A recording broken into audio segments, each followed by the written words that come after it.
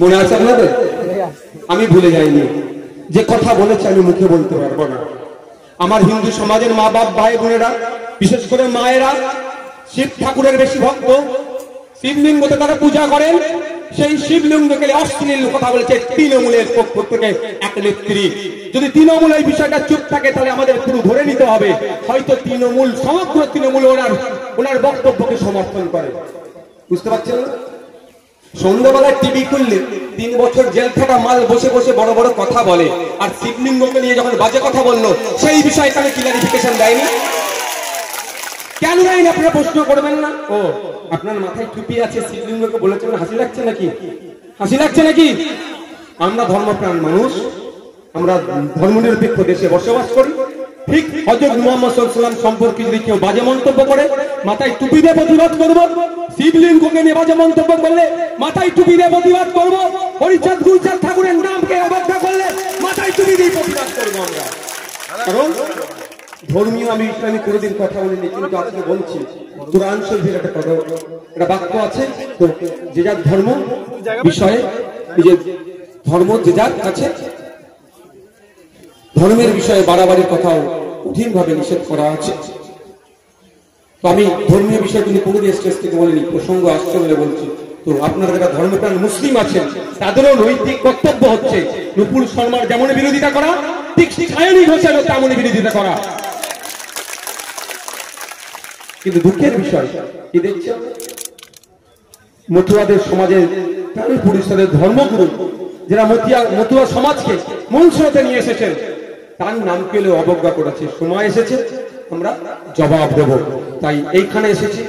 আপনাদের বলি, এই মেরিগঞ্জ 1 নম্বর সবসময় সম্ভবত না অঞ্চলের যে রাস্তা দিয়ে আমাকে হাঁটিয়ে নিয়ে আসলেন, আমি তো অবাক হয়ে গেলাম। আমি তো পড়ে যাচ্ছিলাম ভাই।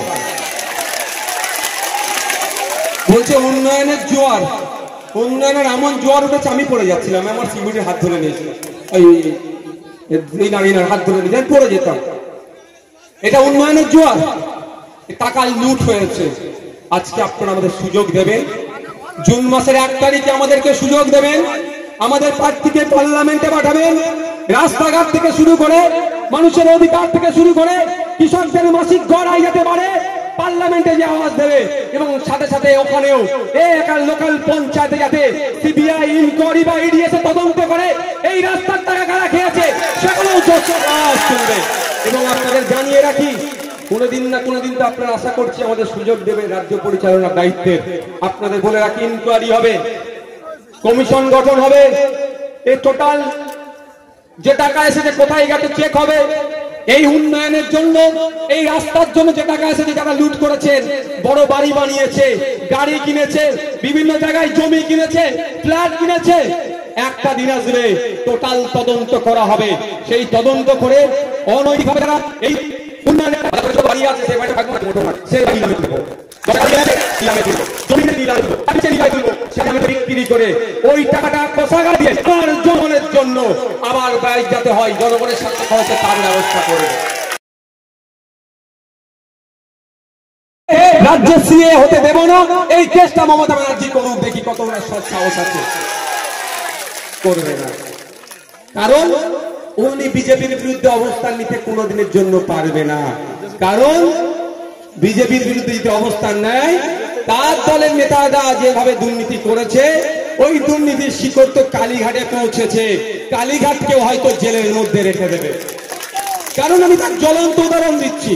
2019 সালে সিএ যারা প্রতিবাদ করেছিল, সংখ্যালঘু থেকে সংখ্যাগুরু সমাজের মানুষেরা ঐক্যবদ্ধ প্রতিবাদ করেছিল। খোঁজ নিলে দেখা যাবে যে সেই সময় প্রতিবাদটা বিজেপির বিরুদ্ধে ছিল, কেন্দ্র সরকারের বিরুদ্ধে ছিল। মমতা ব্যানার্জি পশ্চিমবাংলার হাজার হাজার মুসলিম ছেলে মেয়েদের নামে মিথ্যা মামলা দিয়েছিল পুলিশকে দিয়ে। আরে লড়াইটা তো আন্দোলনটা তো গণতান্ত্রিক প্রক্রিয়ায় বিজেপির বিরুদ্ধে আমরা করছিলাম, আপনি মুসলিমকে কেন মামলা দিলেন? এর জবাবটা নিতে হবে না? মোদীর বিরুদ্ধে লড়াই করছি গণতান্ত্রিক প্রক্রিয়ায়, দিদির তো বুক ফাটবেই ভাই। একে অপরের পরিপূরক। জন্মদিনে ফুল মিষ্টি নওশাদ সিদ্দিকী পাঠায়নি মোদীজির, দিদিমণি পাঠিয়েছে, ওই জন্য ওনার বুক পাচ্ছে। শুধু তাই নয়, আপনারা ভুলে যাচ্ছেন, হয়তো আমি আপনাদের স্মরণ করিয়ে দিই। যখন হযরত মুহাম্মদ সাল্লাল্লাহু আলাইহি ওয়াসাল্লাম সম্পর্কে ওই ভদ্র মহিলাটার নাম কি বলুন না, নূপুর শর্মা, নূপুর শর্মা যখন কুমন্তব্য করেছিল, পশ্চিম বাংলার ধর্মপ্রাণ মুসলিমরা যখন প্রতিবাদ করছিল, তখন মমতা ব্যানার্জি কি বলেছিল? দিল্লিতে গিয়ে প্রতিবাদ করুন। তাই সময় এসেছে, আমরা মমতা ব্যানার্জিকে দিল্লির পথ দেখাবো না, আমরা মৌলানা হালদারকে দিল্লিতে পাঠিয়ে প্রতিবাদ করবো। আমরা ভুলে যাচ্ছি না হরিচাঁদ গুরুচাঁদ ঠাকুরদের কথা, আমরা ভুলবো না। আমরা ধর্মপ্রাণ মানুষ, ঠিক যেভাবে চায়নি ঘোষ শিবলিঙ্গ সম্পর্কে বাজে মন্তব্য করেছে, যেভাবে প্রতিবাদ জানাবো, একইভাবে হরিচাঁদ গুরুচাঁদ ঠাকুরের নাম নিয়ে মন্তব্য করেছে, তারও প্রতিবাদ আমরা জানাবো। আমরা যারা ধর্মপ্রাণ মানুষ, আমাদের উচিত হবে ধর্ম নিয়ে যারা বাজে মন্তব্য করবেন, ধর্মগুরুদের সম্পর্কে যারা বাজে মন্তব্য করবেন, তাদেরকে বাংলায় আশ্রয় দেব না। সে সায়নী হতে পারে, মুখ্যমন্ত্রী হতে পারে, নূপুর শর্মা হতে পারে, আমরা কাউকে চিনব না যারা ধর্মগুরুদের সম্পর্কে বাজে মন্তব্য করবে। আমরা ধার্মিকরা ঐক্যবদ্ধ হয়ে তাকে গঙ্গায় ছুঁয়ে ফেলবো এবং ভোটের মাধ্যমে তাদেরকে পরাজিত করবো।